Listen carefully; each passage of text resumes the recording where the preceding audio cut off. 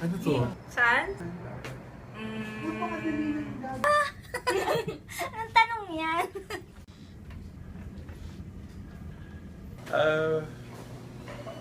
Dahil... Wait. What? Hindi.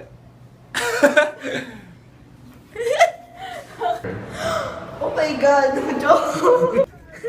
Joke lang. Gagawin ko. Naniniwala ka ba sa forever?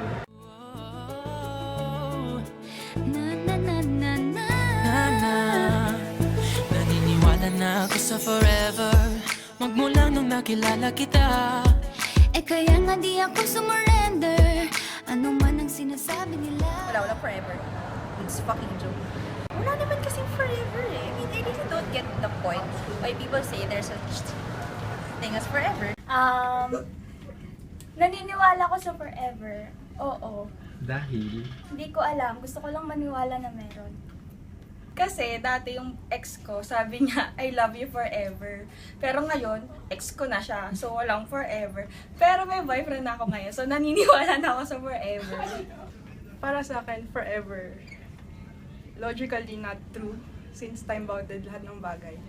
Pero personally, ginagamit ko siya as a degree of intensity. Pag sinabihan kita na I love you forever, I love you that much until I exist. Hindi. So, physically hindi talaga. Yun lang. For physical reasons lang talaga. Pero kung like, for love's sake, yeah, sure, pwede. Bakit? Siyempre, ano yan eh, ideal na gusto nating marating. Man-made concept lang. Feeling ko I need to believe in something greater than myself and greater than what I see. So, yeah. Husband ko and yung son ko, yun yung proof na forever. Forever. Walang forever. Forever para sa in love lang yan.